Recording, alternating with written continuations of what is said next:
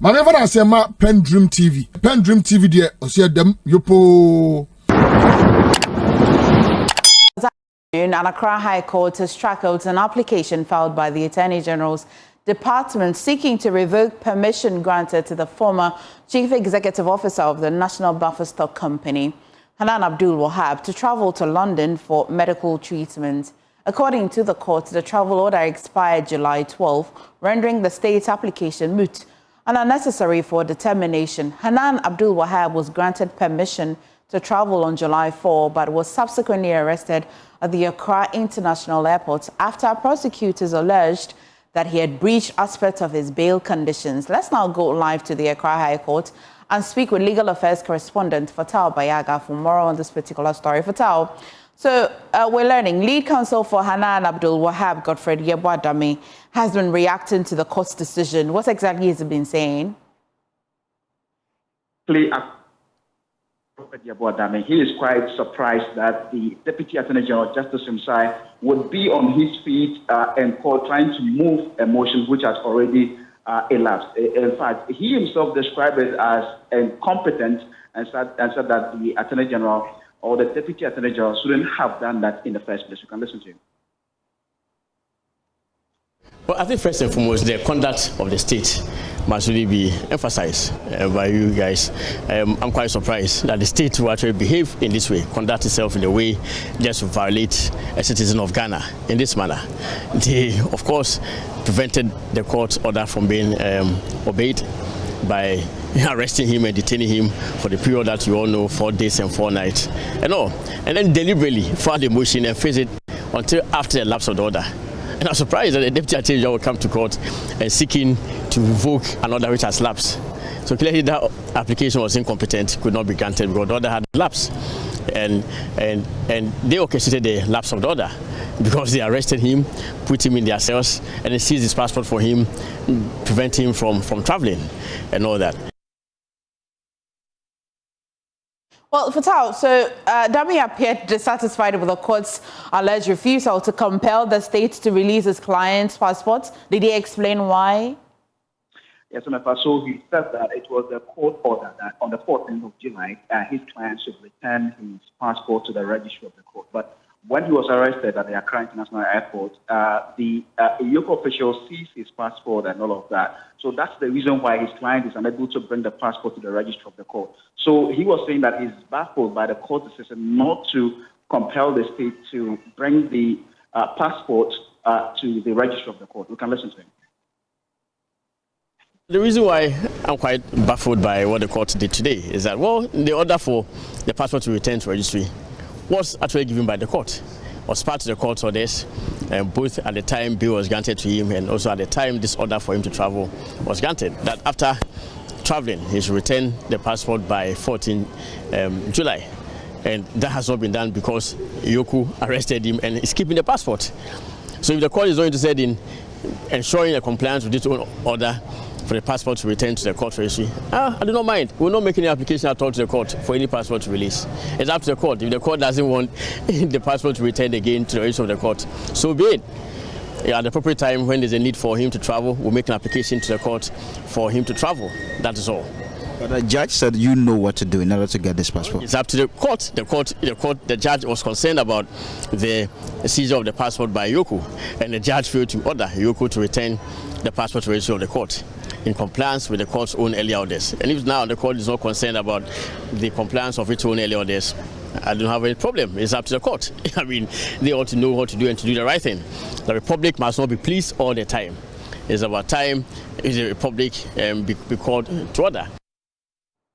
Fatal, talking about Yoko, so Hanan Wahab's £7,000 and other items are still allegedly being held by Yoko. Did the lawyer address this?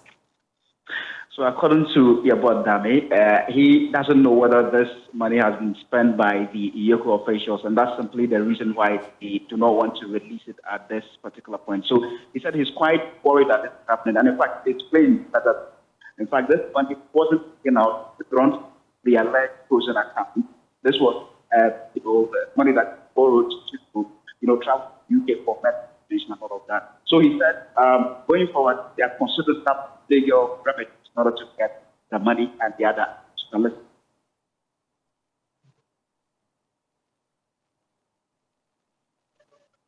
You cannot arrest a person and seize money which is on him. They've seized his money.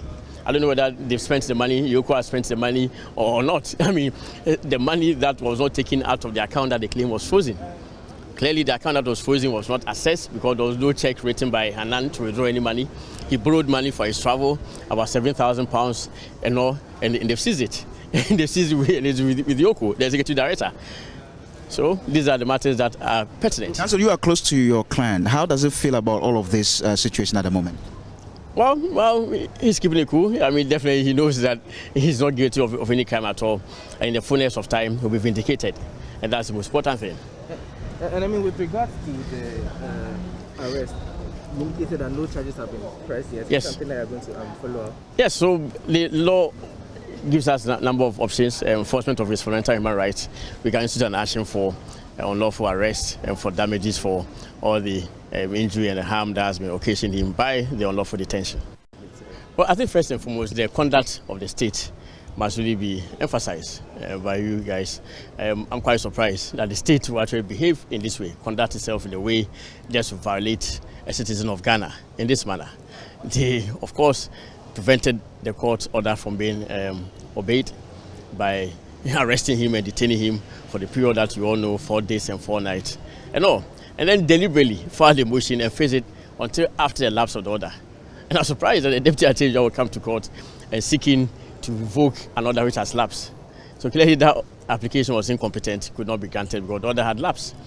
And they orchestrated the lapse of the order because they arrested him, put him in their cells, and they seized his passport for him, prevent him from traveling and all that. Anyone who say we na yaba for street so a who cause who defending yankoye one say we nim nyansa. Yey, hwe lori kwaya wonam so. Hwe baby a wonam ani ne awudi e kire one say we nim nyansa. Edi wona we NPP ni ba mapa na wa bre na mu ye founding fathers of the party and the latter day saint we japade omaye. It is some ranch you baba catch a massa yam bobra. Say the political office at the Mawa. Anunti anya every crano Bible cry actually say e kase nipa be wu na owuachi atemu ewo. Enti ade bia ye de ahye wonsa say wo say wo ye no sa de kode no at the end of the day I was so ubu akonta. Why ye juma bebu akonta MPP before said there be na yansu yaba ye mubi. Say because you adwin we say anya MPP na party asenso de ya abu a won nguremu a. Yey. Ena mu ye ya yesu ye mubi. Enti gomunja mu na mu wi a. Sena beya abai no so kwa na musu meja wo. Is that the mindset? What was a way lem and a water ho? And when you listen to the pro MPP media houses now, young Kenyans are saying anchera. Yasi ni entia Dennis Mirakrabaji yachini nyina say in 2012 John Dramani Mahama ati secretariat bi a secretariat na ya tie no eno ena aya Nanado Danko Kufado abaye no ano use the same secretariat say ya ba ti regions na regions ni ya ba ti no Dennis Miracle Abwaji anya CEO Anonya onye CEO awosa secretariat no IMMC na sa secretariat no ana eya omu atiye no mami fa amaw na hunu nti a ye che no tie aya interministerial coordinating committee on decentralization. Now, yet in 2012, first executive secretary, Dr. Callistus Mahama. Now, I mean, another Azumi office, no. ɛna ɛyɛ yɛde ma ɛyɛ yɛnua Dennis Miracle Aboagye somewhere in 2022 sɛ ɔmɛda ano na abranteɛ wo bɛda ano no ɛna aban asesaeɛ. So in 2025 NDC take over no ɛyɛ the new executive secretary ɛyɛ Dr. Gamali ɛyɛ Kudibe Hodofia ɔno ana ɛyɛ current executive secretary ana ɔsi da bi mmeranteɛ bi bɛtena ha na wɔn na ɔmo yɛ adwuma na misusu sɛ ansa na mɛba bɛtena sɛ executive secretary no ɛwɔ sɛ yɛnya nhwehwɛmu wɔ mu dwumadi ɔmo adi mu ampa wɔn yɛ nhwehwɛmu no ana ɔmo hu sɛ Dennis Miracle Aboagye ana accountant ɛwɔ ne other staff ɔmo wɔ hɔ no ɔmo di dwim ɔmo wie sika tie ne yie etu yɛ junkie ni e de wakɔ so asukɔ no ma meka sɛ wo junkie ya wodi achi kɔ wo 50 plus years wo 60 years wo 70 years wo yamu ba 41 years yesusu sɛ we wie sika wo kɔ sɛ yɛngya no wonim nyansa ye enti aya accountant no de wagye ato sɛ ampa sika no ɔma podwe ana wo hya asɛ sɛ otua Dennis Miracle Aboagye yɛ aware all the time bia ɔkɔ yoko hɔ na wo already achieve what's about better radio so there say ora no anya adwuma Abushia you're from Alaska the commander with a commanding voice here we speak to power na yamaga na hu NPP as a political party a criminal organization they are criminals. Etiana omu internal election kura keka ekoso hwede eko womu ndimra so bebi ade court injunction ato so kura no yesi ye injunction na to ni ato aba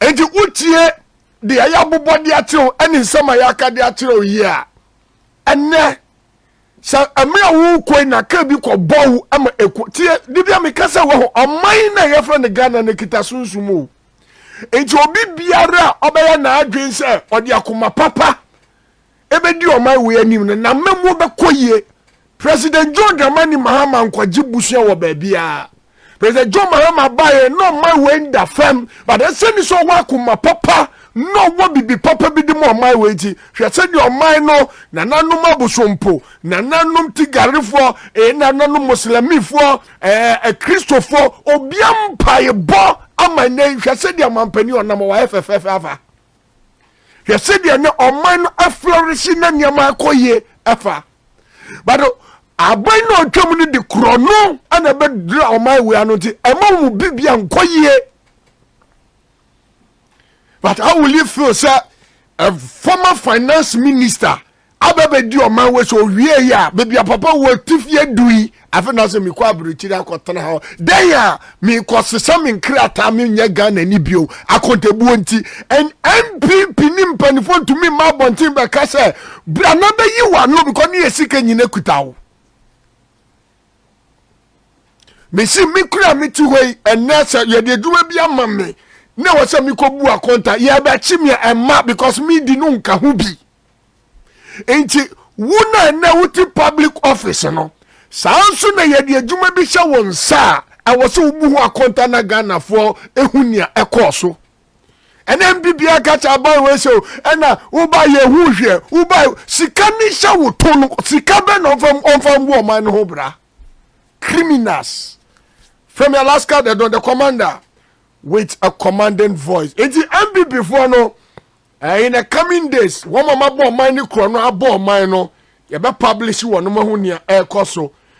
Yet chama Wontumi say papa yi. You know akwaje contract or no be your cocoa rose. No akwa ezimang no akwa jisika yenya papa fum penifo bi so and away your political persecution chama Wontumi nya hwe ye anna wakọ se sika na yampa na obetua ne kakrakaka na mpo ombe jeli na womnte so fama no iti wu a wukọte na afam wu a wudi atem wu na wutwe aba na boss what lies your credibility idea na your credibility and me buy some ni sabi anim de fu ba kasa Ahoto FM 92.3 me si we NDC ni na wo power and sa wusu nsa ko how na emrano ni wudi a Ghana ni bia na adwemu da ho endi wachi obi biara ye bachi obi na uye fa ne sa sam no nya eyasem no kure ni ye chi ne na odi echi no unim nyansa sebi wadwun wo fam. Now we are enemy to the state because we obi a ubu so my Ghana enkonka na nyama nkoyi a umfua krono so na nado eni na memwo no krono de wo mo desen asa. NPP as a political party no a party a omoye property owning democracy. Eto omomu dia ne se ade ayo oman ne dia no yentu humpe na yentu ma akurankure endi wo ba hwa no ni ye wo Ghana Telecom ana ye oman ne dia mampani kufo se upon say ye di oman no ye hipik ya ka so oka so oman no ayo hia bubro hia kum koto de tupu ano ye di ye sika che ye nyina mampani kufo se so wanton Ghana Telecom ayo oman ne dia ontumi ntua Ghana eya ban edumayefo ka oton ye ema ebedani Vodafone na your percentage eko kakra so na Vodafone so be dan eye Telecel iti party nankasa no ade ye o man ni dia ne yentom fama ye ho wo be ko hotels bebre wa Nkwame Nkrumah tam eye o man ni dia ya ton ma wo mo so wo bisa se ni aka kira o se ade na ye o man ni de o man ni ntumi manage yehu the way na ye hotels e wo man Ghana mo ye si hotels no hotels ne boka ba ye de ma NPP need a obetumi ato na hotels no enya mfaso meanwhile onusu na no wa ban mo manage sa hotel no. So then you ask yourself say some nkrofu we ye di o machi nkrofu ye di o machi do they mean well for us? And a party didn't look attractive to the stand say Sabonia ba na was say I call ghetto near coffee junkies. Yen share Yasifia Bana Yedi Dennis Miracle Abwaji Yoku any a hon sem yanko.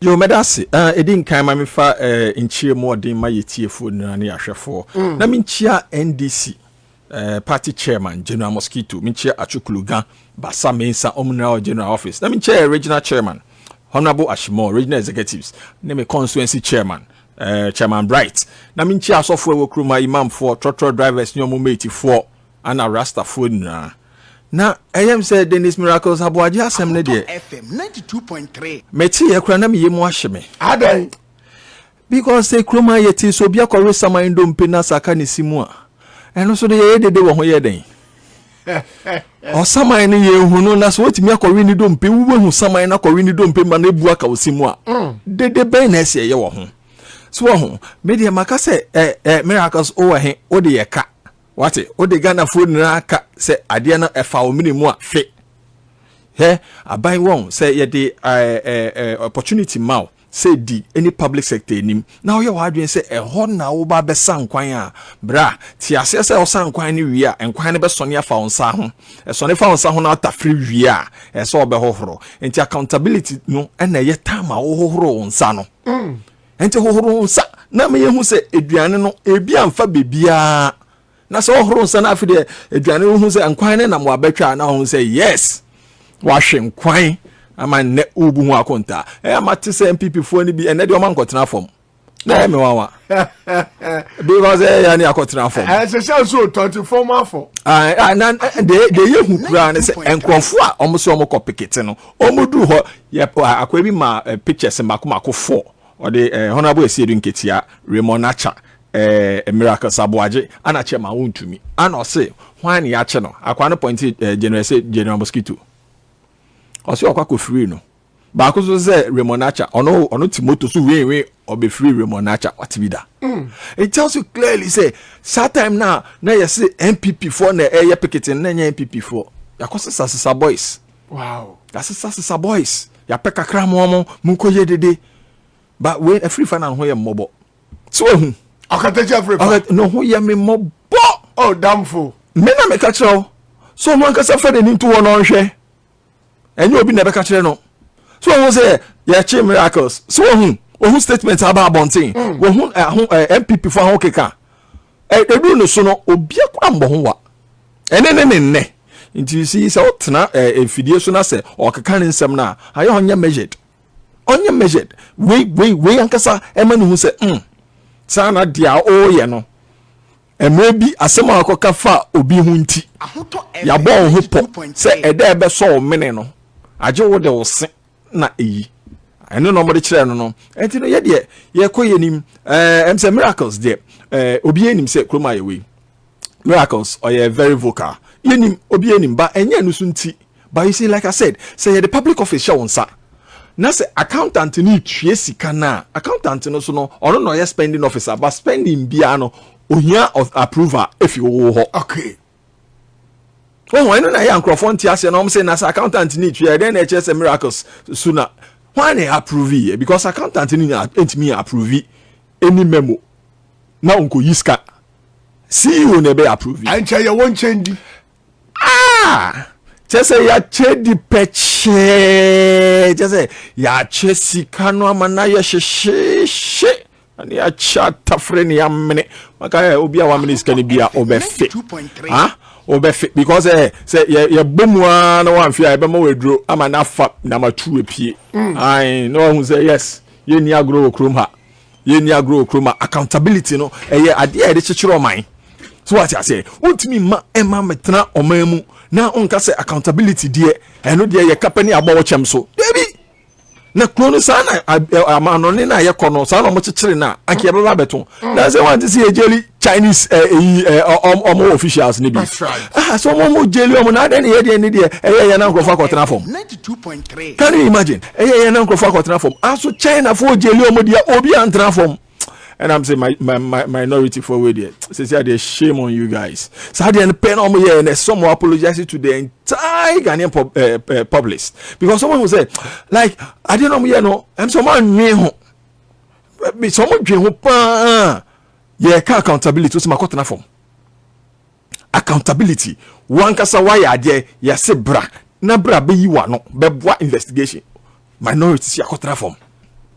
Me expectation ka first on be condemning act no maka say irrespective of that A B C D no ma argue good point. So what I say omo argue sana na afede omo kan omo reasons intia omo for say e hash and say nye hash. So what I say my team say NPP for be say and omo ba power and when the table turn. That's right. Na table na turn if afahin. So what I say him. The truth of the matter is over power. Now say NDC ni bi disca for the court. NPP time no. Oh yeah now Omaka say go to court. Oh yeah say go to court. NDC yes we buy bibi no Omaka say bi so mo say dem ran yebuso. Omuntimi kan brana yebuso no. So it tells you clearly say same time no Omaka say go to court no na bibi sha ho. Okay.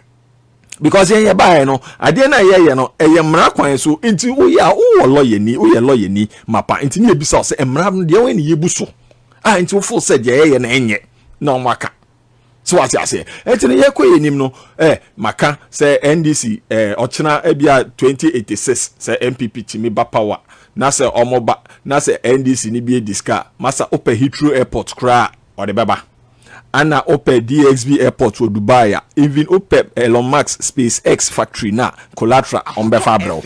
And you know, so we do 50 million, right? Just 55 million. And I yes, miracle sikano 55. Near my bill 50 million for you did. Because I'll find no class to send yes if I be which I can 5 million for each coins. And here the coins now to chain for 50 million. You bought the pot say for 50 million bill condition, bra. Obi ye de. Now those days Kufuor baso onu nia obeye nu na ye den igbe last star na say ye den ana ye den star no mu yusu ye mechi o man wi mu eni ehun say aban bi baso obaso no eye NDC some of the officials ayewo 1 Vita Solomon 2 Chachu Chikata, 3 Abudaki. Obechi omukogu. To be honest with you, then they since Rambo Star say obiti sorry them. Ni asuma say yenko fan ni enfanenko. Enuni den star. Enuni ya Ibekila star. Anase Jet Li star. Anase den star. 92.3. Ye wa no mu chi. Eya Budaki. Ifa no mu ko chi ni wo. E no mu de ni ko baby omiko. Ye wa no mu chi. Chachu Chikata de nu kra de meba ho. Ye beka wasem very special. NPP4 strategy B. Now, our strategy no more one. Missy NDC, we are going to adopt that strategy, and we will make sure say the amendments also will go to prison. Hey, yes, I'm telling you. Why will I say this? Anytime my NPP beba power no, opeso ye bibi, it will be sure mu communication members wo TV station and radio station. Omo say na say NDC for ye ba e chimu mu bebre. If you say mu ba e mu bokro no ye chimu bebre. We ba ya sem na ye di tu nipa no so e bia na nya no kre. But omo ye bukete bi ena omudi nipa na akoede akotum se na be yo omudi be reference ama omo na omudi be bibi ama omo na omudi abom abaso so omuba na ombe chi NDC for this time we are going to use the same thing. Now mami can tell se uye NPP ni NDC ko campaign na ye ko ni ye chin the whole Ghana na ye kai asem che Ghana for na Ghana for so ma ye promise say asema ya fa omu ni say musi se nyame ya adum na mu ba power wa omedi oman sika no mu be de ubechi wa agum enu ntinu ye bom abaso ye bi akonya ni benya ni be mamu okay ye di mamu na mu kwa mu make sure say wa omedi oman sika no mu be de ubechi wa oman agum eno mutu abama NDC omutu abama NDC is excellency John Dramani Mahama or ye listenable government wetie dia okaya no bono okoshe nkrofo no osi mi di be de jima for the meeting iyoko na ewo ho no mu no eye oman no iyoko anase eye president Mahama iyoko na ewo aye state institution thank you mami bisa eye Mahama brother and eye the head of iyoko ana eye Mahama ni yiri Lodina ni abema and eye the head of iyoko ana eti adena iyoko boss eye ade na wachimu nyamuye yeni enye na wachimu no okan wasema na musori na mudi boy Excellency John Dramani Mahama mudi boy NDC ekutamu ka chese de we kura na sini eswa to be honest if there is access and it's a time and I say there is opportunity aka is Excellency John Dramani Mahama betuna ye ni wo fa sibi yoko bossa like I will tell him to do that because enu na be boy manipa e be chi no ya chi omegum now dey me akawaji the issue ni say yesi sikasem na hede aba ya logic complain ya invite you first one uko second one uko third one say uko you say fourth one uko ye hwehwe yeba we fi abrecha ba na yeba ya ti say ya chiw ye chiw ye ni boni be na ewom what I was expecting the NPP people ni say anka bela ye man you see NPP for mu sua de o omu so ro mu si NDC for ye sua de ba se ni ye don ma si so makate o se ye sua de o ma nipa ni bill o mu di sika eden atunisu instead da mu be kwa kope sika no na mu di be ba be ma na nyama ye nja for bill no do amema bill no you are rather go there and sit down making noise unnecessary noise na nipa ni da so dem a mu yinu ma nipa no si enka se be yi na mamwa anka ye mamu Bebo say mu na mu be sign fama na okay one man condition eno na conditions yes of pay condition na dey mo say pay no make sure say be kwa fulfill conditions na dey dey yeti Ashanti region chairman Wontumi be continue studio na brrba onunu wo gold esin Asante hene not know you know owo niama oye ni busi okoboye okoye frakadam okoye niama ehunhia no yeti ni ko yoko o mama ni bail conditions yema no muri ko o mu yini that's right it ya ti na miraga baje de no mutio na Wontumi nko you see NPP enipedia let me tell you one thing you see NDC are going to deal with them obi bia onim say wa force o man sika we di ni o so odikoye one fan kwankoye ni o se sika no odikobo no fan kwankobo akoko no man peni Excellency John Dramani Mahama koko rose ebinum di enu ote akoji sika na ade o medie yi omu nyina wo sentence them omu ntwen say ye fisu ni eko Almost mede. Share national secretary, general secretary. Okay. Now some yummy mobose. Now some yummy mobose say an incro fire ready some be nephew. It is only nephew lesson time you do. It is okay BB. Send a bayan crofon be say oh yeah Juma. No nya sympathy vote no mo fan to abamani bi odi okake efa is excellency John Dramani Mahama no ni crofon mo mbu efu on be nephew. Aden tin ese okase is excellency John Dramani Mahama sampe treat say tetem intianu tin wa hye da se omunye we se no mbe yi nkrofo adwene efi nyama bi su ni wanya kwan akwa sad ukasa asem we a de na che se wu ya nimdiefu ana se wani ati ana se sebika fracture we general secretary na udi you see your life and former president Nana Dankwa life is the same thing. Your man we mu no man pani Nana Dankwa beka chance or ye mranimfo only economist.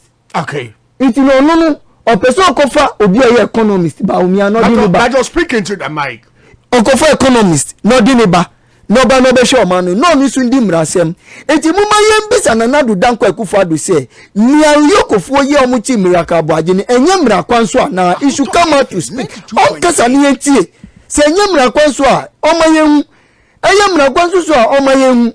But this is a point say Accra ayedi wate because onim say nia ekoso no ebesi na senche bia ye office okwa ekire is excellency John Dramani Mahama kosra no okaje is excellency say me dem afiso mi ko obi bia ma bem unim say we disike bia no sa nipa no ni nye de eni. That's right. Obi bia unim say we di oman sike bia sa nipa no ni. So what is going on? I didn't NPP for say bitafrache omo nkope a new campaign strategy emfa mom no mu hwene ba omia na mumu de ni ba omia NDC sika na ni papa de hwe no e no de wie school ene no be ye ba omia eti ene NDC na mu bo no subo na mu ye dia mu ye ne ye wo kro mi ka ba je na ya chi ni oni na koko asemba ye uncle foko you demonstration kike ena mama ena se bie benya akwa bi a se bie oyo betwani nisim ti se abe abre bie tutu afim a be jira me se ena mama wo de yenka ena mama wo de yenka nisim ase abe abre bie tutu afim ena de amanfu hype no na NPP for hype no ena kwan beje no chi no ye ba ye no ye beti se miracle boaji na ko pesika eno ko fa hom no di mom say omumra no mum be demonstration engage because omupomu nya koko farmers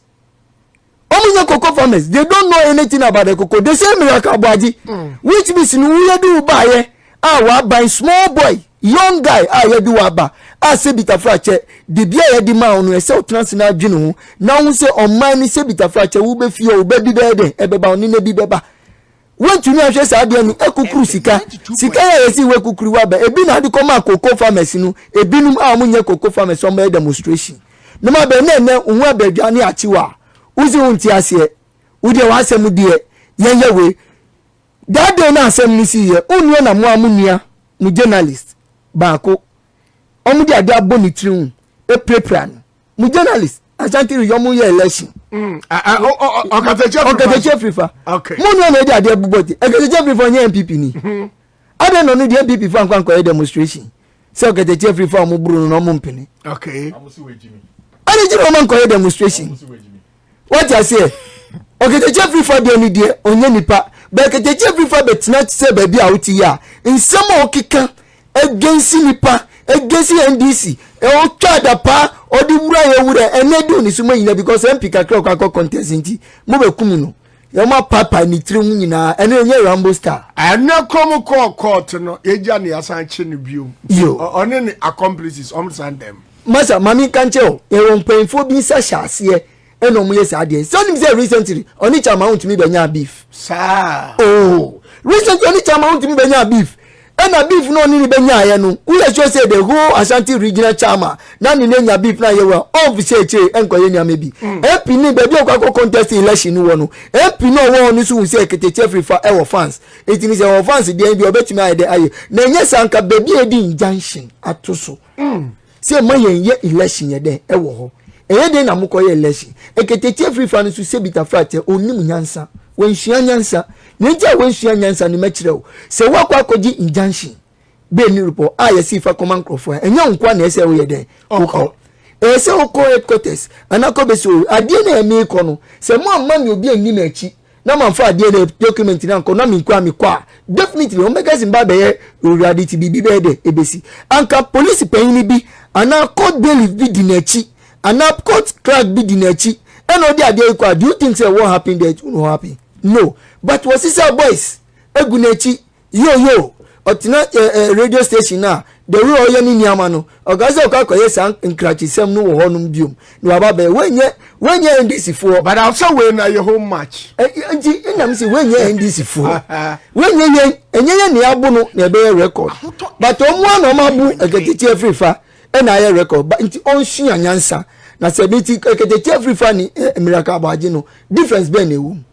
because of onu yes spokesperson Emma SLC friend is a former vice president Mahmoud Bawumia ntinu no ni rank ni ye higher sin ono no eye Eketechi Afrifa ebi o no Eketechi Afrifa ekasa tia Bawumia okasa tia no se obegina simpie so a na ototo ne nsa na osa na oye mu first year ne mame na onye serious na we presidential you know enye agro concept ne obi ni pani oba ese oye economist ana odwane fi economist ana ehu se we ko pie privatization we are Sedo Bawumia na nya president ko ni okoma asia jimi pa Bawumia na kakra na agwini mkan kakra abo aso mama na yes papani Bawumia na kakra na agwini mkan kakra abo aso mama na yes papani idi abeka bia no odi akire wa amade ani onya asante support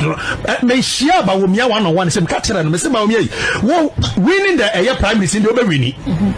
But your problem is not about winning the primaries. The problem is we are the Asante people in the NPP. You can't control them. I don't mind some Papani or mine John. Imagine Bawumia giving orders to Ayana. Right. Were you referring to this? No. Neda hono. Okay, easy. Miss Ren, I get a Jeffrey fire careful. Was your mind John? John Edin. John no the president. Because of my John, what are you trying to refer to? So in conclusion, I'm busy making in any say. Sebita Frache NPP 4. Sebi omun kotinasi. No mun pe omu campaign omu di babe shia yen. Eye 2028.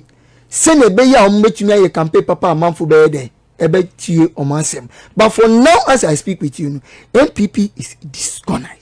Omu ni bibia ka omu ni bibia ye there's no way omu campaign messenger say omu di santo antawa na ye de it was nemmom ye ni abema omu national secretary we me man warning you shouldn't go anywhere and ye na adu so be set agenda e di ama NDC for abeka say his excellency John Dramani Mahama peso 30 minutes no yes sir you shouldn't dare. We have a lot of people in NDC. Maybe your team in change and also a presidential candidate. You don't bet me to Obama. Okay. Yeah. People will come. Me amiti me prime minister me sumeti me den. Enya. People will come. People are there. NDC ya line up. It is excellency John Dramani Mahama ye na adwin say opeso ko tetem bia nti mo bia pushi agenda emfa man. Adentina when people go wrong, now we have a state institution set up to deal with that. Now, obetino, the table will turn. Now, when the table turns, and these appointees, ankasa, prepare bill, ni chat sheet, whatever it is. So we a party, but not senior maybe a teacher. What is it to you? Yo medase say mete sansam na ye nuanum MPP for kana na mani age. It means NDC one of your key fundamental pillars are accountability no omankasa so maji atum just so de no mu fe nya adwuma say table ni 10 ya say accountability unless a table ni 10 ya omo pese 10 ni yigina so ni ehurihuri ti say de omkoye o parliament no say yeah vet near 10 tables near referee near bang. But say accountability me tie say me nije because me pese Ghana edum pempe so a ye nananom beka say yes ye nananom edwuma pa bi omo be ye enti na ye benefit no enye say ye be du pempe so bi a ye nananom beka say ye nananom omo ewu kopa omo anya de pa na kai by this say say ko tuo mu funu eta tomo eni so if it's accountability, I'm happy. No one is against accountability. NDC has never been afraid of accountability. It is only NPP that is always afraid of accountability. Yeah, no person ye ken oforiata. Se si ayenka si edwane. Ye si ye ken oforiata keo. Ubeti ani keo. Ye keo. Wa keo na jazie de ho kemra na jazie na America edwane. Ani e copy citizenship. Ye ko green card. And it says here, and only NPP for omo mantra. Omo say omo ready for one single accountability. Well, now me just say still more communicators about where do you have a problem with anyone accounting for honesty worship? Anna, that is the question. Me say the table will turn. Me say no problem. But I want to ask you one question. What problem say obi akwako hold the public purse near some account na? So what problem, madam, is one case a problem? Yes, so what problem? Say obi akwako hold the public office near some account for on one case office local hold it. Now what problem? Now case the table will turn. That means one case a problem. Now one case will nipa so sounds your problem. Because if you believe, say, Corona no minor no, accountability are one of the key pillars to fight corruption. You will never say the table will turn. That means your mind home. You will be out dream your mind home. Or say yes. Say bibi awaye na say there is any wrongdoing in it. Let the laws deal with the person. Then that means you dream your mind home. But the moment I say the table will turn, that means your mind home.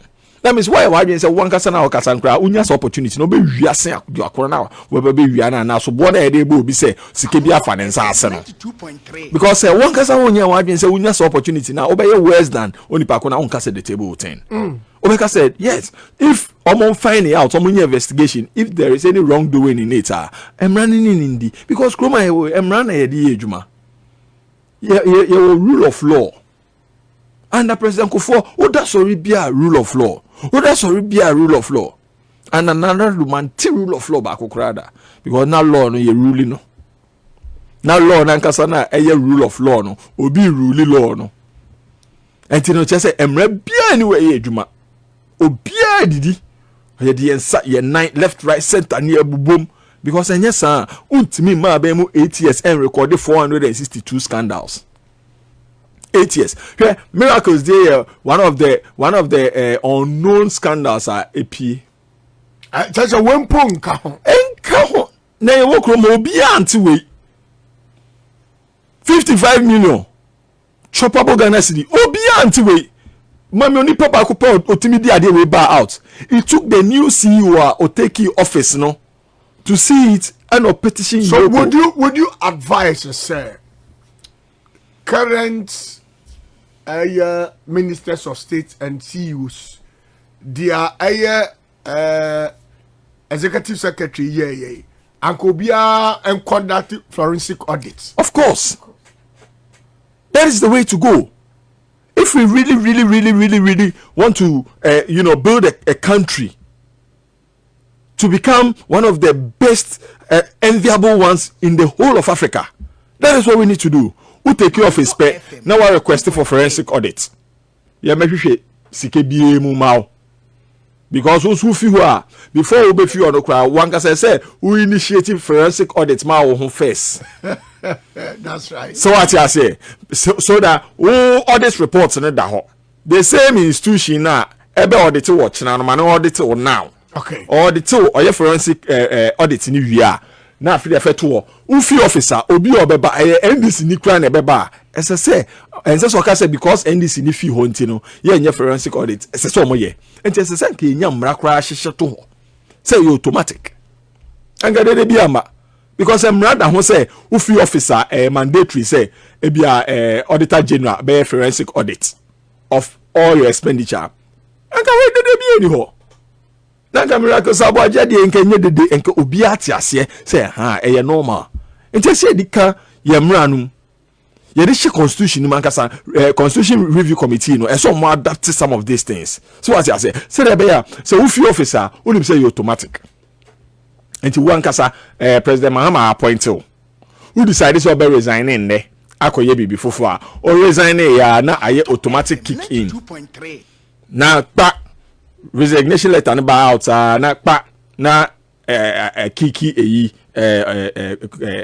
auditor general normal start a forensic audit wo stewardship because one na your boss no so what I say one hear me be more classical example na me national service na me ni Professor Michael Pesa White okay ye djuma national service me na me NPP time aye fi ho no ebi before yen am kan sem bebre could you believe say time aye fi ho no do obe share NPP ni obe share ho no o say what enti wo ye djuma one j sitting allowance once poda FM 92.3 ana utimi ja sika 3 million plus go account num ne wawa okay well ba omo ba no for say obenya bibi di akekere no no no anka say ofi ho no anka say any forensic audit dada the report ni na aka ni handing over ho or the amount it is a ope bibi fufura o kona koye this is how it's supposed to be so as I say it should be part of us that should be the standard practice